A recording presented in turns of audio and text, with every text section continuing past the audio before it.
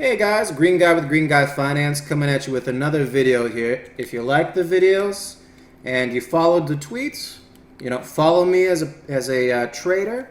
We're building a following and an eventual subscription service for two things: a chat room, which will basically just have some of our plays of the day, and an alert service that I was just talking to my programmer about a little bit ago. We're going to have an app coming out that'll just give people gimmies on options, like this is easy, wham, bam, done sort of deal. On a side note here, I gotta say, I'm exhausted. So if this video sucks, then I apologize, but I was up late looking at that whole Netflix thing that happened in the after hours and the plays this morning. But you do that if the market is going to be a big sort of mover with a couple plays that you can make some good bank off of. You get your ducks in a row and you take as much time as you need, and sleep is definitely secondary. So, going to be a little bit slower in my explanations, I think, for some things. Going to try my best, though, guys. Honestly. For those of you new, we're going to keep the macro very short, 4 minutes tops, because a lot of you just are interested in the stocks, and I'm fine, and I understand that, not a problem. The stocks here that we're going to be looking at here today, a couple of the plays that I got off. Going to be looking at Apple as a correlator. If you guys haven't seen me post that, it's making for some very easy market plays just off of watching the Apple chart while I do some of the other picks. And I'm going to show you that in the video here real quick, but let's do the other things. Going to take some analysis on a couple new things that could make some money tomorrow. Tesla, Solar City, the solars in general, 3D printing sector. And as always, going to incorporate some of the value picks, and some of them are popping, looking very positive. So that's a good general outline, I think, here. Let's jump into it right now with the macro first. And like I said, we're going to keep it short. Today was a good day in general, and it was badly needed, people. Badly needed, but it was not enough. So everybody thinking that today was just lollipops and sunshine, I got to tell you, tomorrow could be back to doom and gloom, and this is that kind of market. In my opinion, still, any sort of person that's going to make a broad, predictive, bull or bear decision in this market at this point is a fool, because we are right at the fulcrum still. You guys cannot just filter it out. All the garbage, all the Ebola, you must filter it out and just look at the fundamentals for the charts and keep those in mind. So we were talking about the 200-day moving average for the SPY, and the Dow Jones Industrial Average had not turned south yet. Like I said before, you have to keep that on your radar as the 200-day moving average, because if it does turn negatively, you're going to have an indicator sell-off. Okay, that is a technical indicator for a bear market, and that's going to freak a lot of traders out. So you must be aware of the 200-day moving average. Hasn't turned south yet. Going back again to the Russell. The Russell's 200-day moving average has turned south. So it's looking like the Russell's being more positive than the other indexes. We need that to continue. At the same time, you must be fearful and defensive still with your plays in this market. If we turn to a bear market, the stock picks will change. So even if you don't care, you should follow somebody that does care, because it will give you a heads up. Must be done. So I think that's just about all I need to say, is we're still at that same crux there, but let's take a look at oil, because this was a huge thing today. Oil had a badly needed positive bounce. We talked about the commodities. Commodities needed the bounce to get us out of this funk, because a lot of the commodity sell-off is what most people think was a good indicator for the beginning of all of this craziness in the sell-off, the European mess and all that, but the commodities went first. It had a good day in the oil. Gold, you can see there. Even though today was not a safety play kind of day, you can see a positive thing coming out of gold, which is a great indicator, because if we didn't need a safety play in gold and it's still green, it means people are buying gold. That's fantastic news, people. Fantastic news. RSX, let's take a look at it again, had a horrible day here. This is the daily increments on the chart. And look, it had a bad red day, making us think that maybe we shouldn't be doing value plays in the Russian sector. I've been looking at Yandex for a while. It's an internet play in Russia. It could take off, but we still need things to stabilize. Not there yet, in my opinion. So I'm having a lot of second thoughts about my value play in a stock that I did in Yandex. But regardless, can't be right all the time. TNA, basically the small cap bull 3 full share, index here. Take a look at that. Had a great day. Great day. Ended up positive. So those small stock plays and the Russells outperforming. Hopefully it lifts everything else out of this. But like I said, a lot of indecision. You've got to be very careful in these markets. So let's move on to the stocks because there was enough to talk about with that alone without even going through the macro plays. Apple. So this is a play of the day that I had on Apple, and I highlighted here 2 points. Basically, this was related to the LinkedIn chart. I had a video where I came out yesterday, said LinkedIn could sell off just in relation to the Netflix play. It had a pre-market sell-off, opened up positive, green.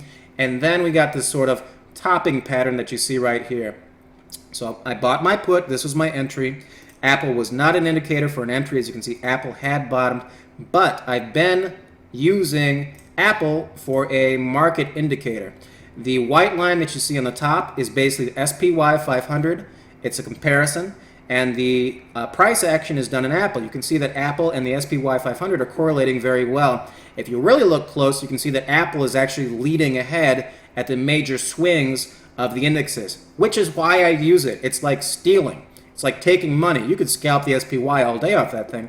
I actually talked to somebody through it today who had never traded options before, and he made a little profit, but he still has a profit for the day.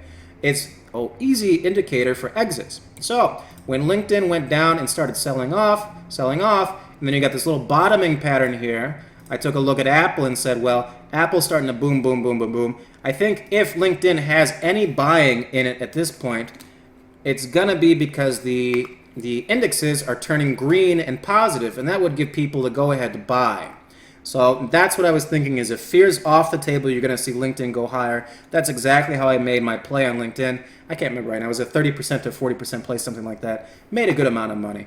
Let's go to eBay. eBay today was my, they got downgraded. I played a put on it. I was looking to play a call on Netflix early today. So I was using eBay as a contrarian call. So basically if all things go to hell, maybe eBay will bail me out sort of. So I put it on early, and it made 50%, and I put the stops on it, and then I just let it go and put it in the back of my mind until I noticed it made 300% and sold off to an insane level. So eBay was actually my biggest play of the day, even though I wasn't paying that much attention to it, and using it sort of as a contrarian bet for my call on Netflix, my upside bet on Netflix in the morning.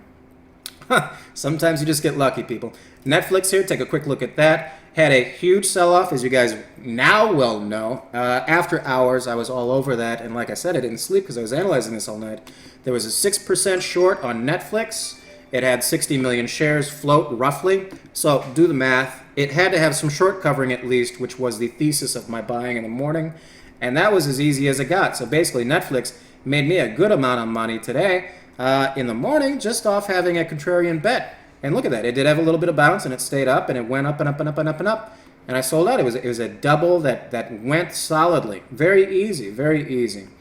I should say on a note, early on, just looking at the pre-market, I wasn't so sure Netflix was going to have a bounce, but I watched the price action early and got in at a good price on the options. The options were fantastic because all the strikes were fresh. We hadn't been down there, so totally new fresh price action on the options allowed me to get a play in. Very easy.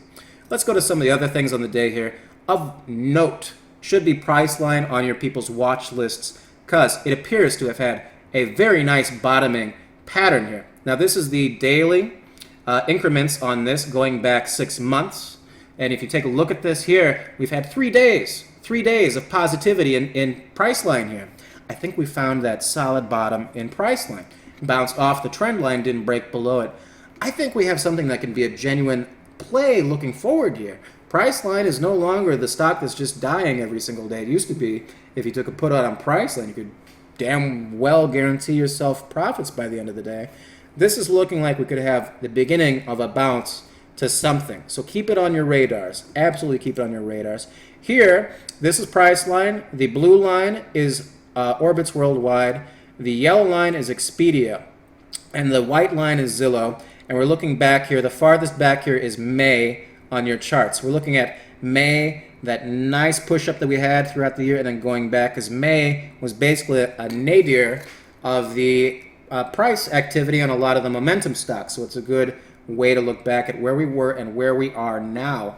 But if you see, look at the price action we've had on Orbitz and Expedia here. We're getting some positivity, more so in those than Priceline. I think Priceline could jump up a good 4% here if you just look at the comparison charts. Priceline is a good stock, people. So I think we could have a lot of positive jumping in Priceline. Keep it on your radars, absolutely. Tesla here had a little bit of bad news today, but it didn't jump down as badly as I thought it would. The news was out of Michigan. Basically, they had passed some legislature saying that it is not going to allow Tesla to sell cars within Michigan, so yada, yada, yada, yada, yada, yada. I think still Tesla is the most undervalued stock out there compared to a lot of the momentum names, period. I think they're going to have good sales. I would keep it on your radars. Their new release does look good. I think it'll get better reviews. A lot of people are eyeballing that, saying what's wrong with it. Even though the analysts hate it, a lot of it seems like fluff to me. Solves quite a few problems in a car that they have too, by the way. Let's take a look at Tesla in comparison with SolarCity. SolarCities, they have the battery plants that they're building together, so you can correlate those. Actually, you can business-wise correlate this. There's also the indirect fluff sort of Elon Musk correlation, but it is there. You can see SolarCity had a very nice bounce today and left Tesla in the dust. I think that you could have some catch-up action on Tesla, especially as we get closer to their SUV release on Tesla. I think that we'll get some positive feedback too. SolarCity, let's take a look at that, because the solars alone should be discussed here today. Look at the positivity coming out of this. The yellow line there is Trina Solar, the white line there is First Solar, and the blue line there is CSIQ. Going back, and this is the 10th, and this is the 13th, 14th, 15th, and 16th. But we're having solars pick up again, which is great news. Great news, because they could have explosive momentum up, given the fact that if oil rebounds, which is looking like today could be the start of a rebound in oil, you could really see those solars jet off to the moon. Because part of the equation with solars is expensive oil, alternative energy will be looked at more so. So keep that in mind as well. In addition to all of what I just said, I would keep in mind one other thing, which is a trend in this down market has been that stocks that are short have been squeezed. So if you see shorts on things like this, it's a possible other factor that could squeeze these things upwards, upwards, upwards. So there's a lot of positive things that could happen in this sector. Let's take a look at 3D printing sector, because they've had a good couple days of action here. Definitely worth noting. This is the daily chart going back to, this is July. So this 3 days, the daily increments here, had 3 good days, and Triple D here seems to have found a good bottom in the 3D printing sector stocks. Let's go to this chart now. This is showing basically the 15-minute increment volume. This is the start of today with a yellow line there of Triple D. VJet is the white line, and Stratasys SSYS is the blue line there. You can see we've had a good bounce in these names and could see it to continue. So another good sector to keep your eyes on. Let's go to the value picks of the day. This is American Airlines, which we've been highlighting in these videos as a value pick. You've seen 3 very good positive days coming out of American Airlines. You could see this boom for one good reason, which is oil prices have been so low, it favors the airlines in the short term at the very least. So that's something that I've been looking for as a play. You had earnings out on one airline this morning, and it reacted pretty well. It ended up being negative in the morning and then rebounded pretty nicely. So I think this could be a good time to buy that, given the fact that we have a bull market continue, people. Continuing with our value picks, let's take a look at Ford and GM here. This is the Ford chart with daily increments. We've been looking for a bottom in the auto sector here with Ford and GM. I don't think we've seen it yet. From what I can tell here, we had a good day in Ford. It's definitely something to keep an eye on if we have another green bar day. But as you can see from this is the GM chart, they're correlating pretty well, Ford and GM at this point. But we need some more positivity out of these stocks, I think, before we start looking to buy. But it's starting to get very tempting to look at these as things we want to buy, especially given GM's dividend is so much better now given these prices. So definitely keep it on your radar. Well, guys, I think that's it. Hope you enjoyed the videos. Like I said, feedback appreciated, yada, yada, yada. And we'll see you hopefully later, okay? Good luck in trading tomorrow, and I hope you all make money. Bye.